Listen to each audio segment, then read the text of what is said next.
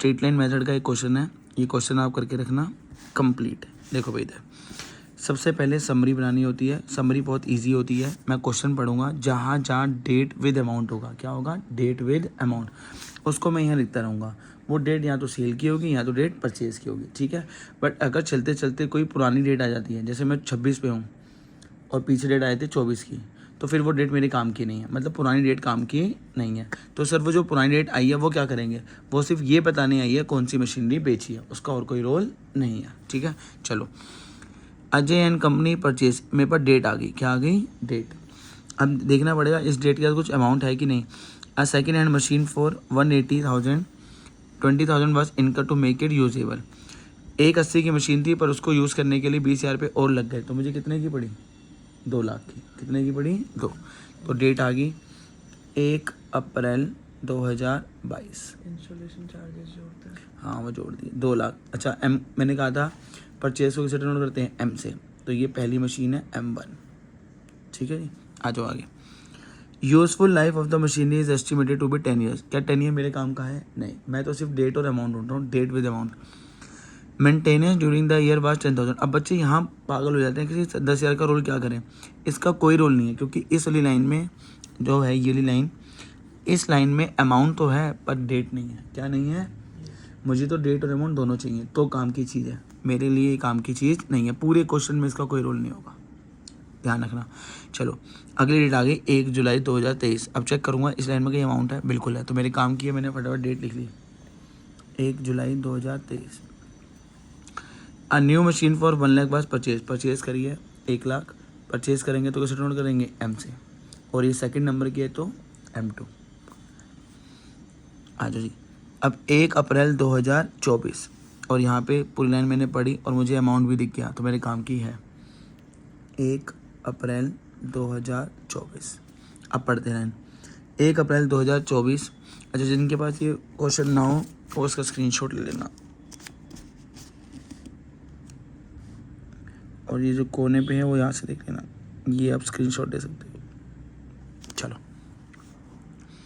अब यहाँ लिखा है द मशीनरी परचेज ऑन 1 अप्रैल 2022। अभी मैंने तो बताया था मैं 24 पे हूँ और डेट आ गई है 22 की, पुरानी डेट काम की नहीं है। अच्छा पुरानी डेट आई क्यों है, वो ये बताने आई है कौन सी मशीनरी बेची है। देखो अब मेरे पास ऊपर 2 मशीनें हैं, M1 और M2। यहाँ पे लिखा है कि machinery purchase on 1 April 2020 had become obsolete and was sold for 1 ton. अब मैंने 1/10 की तो बेची है, पर कौन सी बेची है मुझे यही नहीं पता। तो अगर कोई पुरानी डेट आई है वो बता देगी। तो पुरानी डेट पे लिखा है जो तुमने कब खरीदी थी, 1 अप्रैल 2022। तो ऊपर चेक करूँगा 1 अप्रैल 22 को कौन सी खरीदी थी, पहली वाली, तो यहाँ आएगा S1। तो पुरानी डेट का रोल क्या, वो सिर्फ ये बताएगा कौन सी मशीनरी बेची है। आज आगे एक और डेट आ गई 1 अक्टूबर 2024। इस लाइन में अमाउंट है, बिल्कुल है, तो काम की है। ये क्वेश्चन सफिशेंट है अगर स्ट्रेट लाइन मेथड को पक्का रखना है।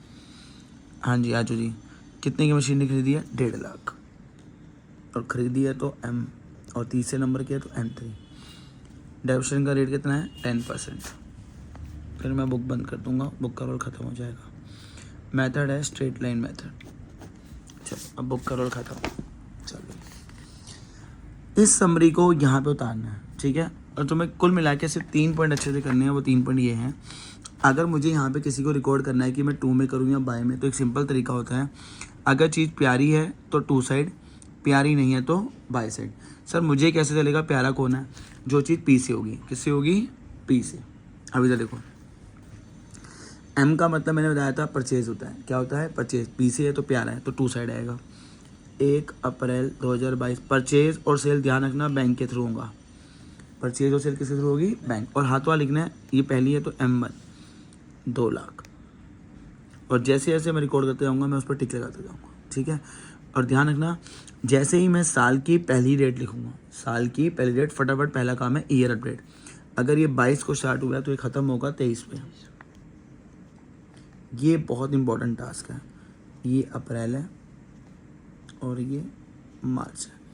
चेक करूँगा अप्रैल 22 से लेकर मार्च 2023 के बीच में और कुछ हुआ है, तो मैंने देखा ये 23, पर मैंने देखा जो 23 था ये मार्च के बाद का है, क्योंकि एक साथ है। तो इसका मतलब 22 और 23 में और कुछ भी नहीं हुआ, सिर्फ एक यही था, वो मैंने रिकॉर्ड कर लिया। तो जब जितना होता है रिकॉर्ड कर लिया, अब अगले साल जाना होता है, कहाँ जाना होता है, अगले साल। अगर अगले साल जाना है तो ऐसे नहीं जा सकते, तुम्हें पहले टोल देना पड़ेगा। क्या देना पड़ेगा? टोल का मतलब होता है डेप्रिसिएशन। क्या होता है? देखो ये मैंने पूरा क्लास में एक्सप्लेन करा हुआ है। टोल क्यों देना होता है? दिल्ली बॉर्डर क्रॉस करना है तो दिल्ली तभी क्रॉस होगा जब टोल दोगे। ऐसे ही अगले साल जाना है तो टोल देना पड़ेगा। टोल का मतलब है डेप्रिसिएशन। क्या डेप्रिसिएशन प्यारा है? नहीं, क्योंकि वो पीछे नहीं है, बाई साइड आएगा। टोल हमेशा कब देंगे? 31 मार्च। मार्च के नीचे समय क्या है? 23। 31 मार्च 23 बाय डेप्रिसिएशन। इस डेट तक मेरे पास कितनी मशीनें हैं? एक।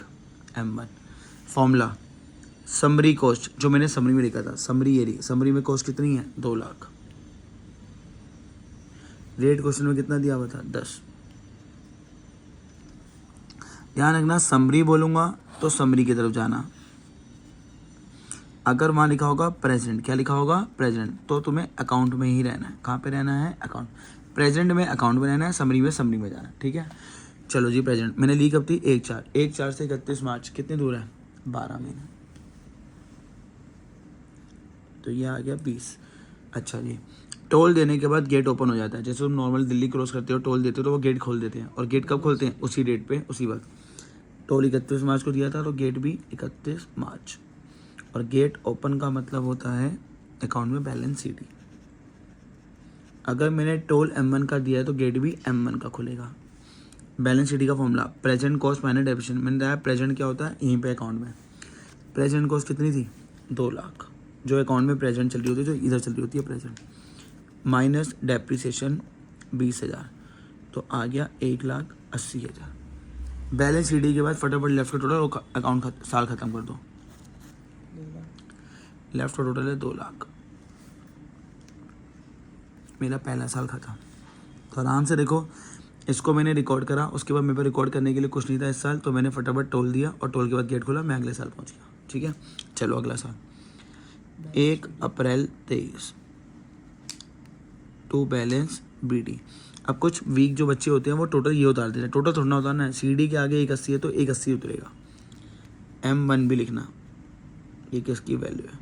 और देखो ये नया साल है और मैंने बताया जैसी साल की पहली डेट डालते हैं फटाफट काम होता है, ऊपर ईयर डेट दोनों में +1 2022 में +1 करूँगा तो 2023 में +1 करूँगा तो 2024। अप्रैल 23 से लेके मार्च 2024 के बीच में देखते हैं कुछ हुआ है? एक तो ये हुआ है, ये अप्रैल 23 से लेके मार्च 2024 के बीच में। और कुछ हुआ है? नहीं सर। ये भैया ये एक डेट आगे चली गई है, क्योंकि मेरा 31 मार्च 24 पे ख़त्म हो रहा है और ये डेट 1 अप्रैल 24 की है, तो ये नहीं हुआ, एक यही हुआ है। और रिकॉर्ड करने का तरीका ये रहा। चलो, M का मतलब था परचेज, और परचेज का मतलब क्या होता है? प्यारा, तो मतलब 2 साइड आएगा। एक साथ एक, जो भी बंदा पहली बार हो रहा है वो बैंक के थ्रू आएगा, पुराना होगा तो बैलेंस के नाम से आएगा। ठीक है, ये भी नया है तो 2 बैंक ब्रैकेट में M2 1 लाख, क्योंकि मुझे रिकॉर्ड करना है। जब तुमने रिकॉर्ड करना है पहली बार तो बैंक के थ्रू करना है। ठीक है, 2 बैंक M2 1 लाख। ठीक है, ये भी रिकॉर्ड हो गया। अब मैंने देखा और कुछ नहीं हुआ, तो जब कुछ नहीं होता और तुम रिकॉर्ड कर चुके हो तो फिर अगले साल चलो। अगले साल जाना तो क्या देना पड़ेगा? टोल। और टोल कब देते हैं? मार्च में। मार्च इस समय लेटेस्ट कौन सा है? 24। देखो इस समय मुझे बुक की रोल नहीं पड़ रही, मुझे क्वेश्चन नहीं, मैंने सारी डेटा साइड में कर ली थी जो मुझे ईजी लग रहा है। बाय डेप्रिसिएशन इस डेट तक चल भी का पिछले बताया, इस डेट तक कितनी मशीनें हैं? 2, तो दोनों पे देखा M1 M2। Formula summary cost, summary में पहुंचो। देखो मैं इधर नहीं गया, ये प्रेजेंट कॉस्ट होती है अकाउंट के जो इधर होती है। समरी था, मैं समरी पे गया। M1 की समरी कॉस्ट है 2 लाख, 2 लाख का 10। और टाइम फैक्टर प्रेजेंट, मतलब इधर आ जाओ, सिर्फ डेट देखना है, ये नहीं देखना है। डेट क्या है? 1 अप्रैल। 1 अप्रैल से 31 मार्च 12 महीने, 20,000। M2 समरी कॉस्ट, देखो मैं समरी में चला गया, समरी कॉस्ट 1 लाख,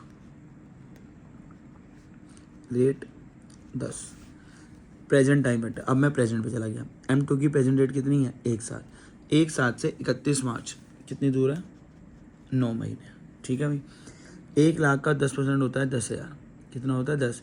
और इसको 3/5 बोल सकते हैं, तो आएगा 7,500। टोल देने के बाद इमीडिएटली उसी डेट पे गेट ओपन हो जाता है, और गेट ओपन को बोलते हैं बैलेंस शीट। टोल अगर 2 गाड़ियों को दिया है तो गेट भी 2 गाड़ियों को खुलेगा, M1 और M2।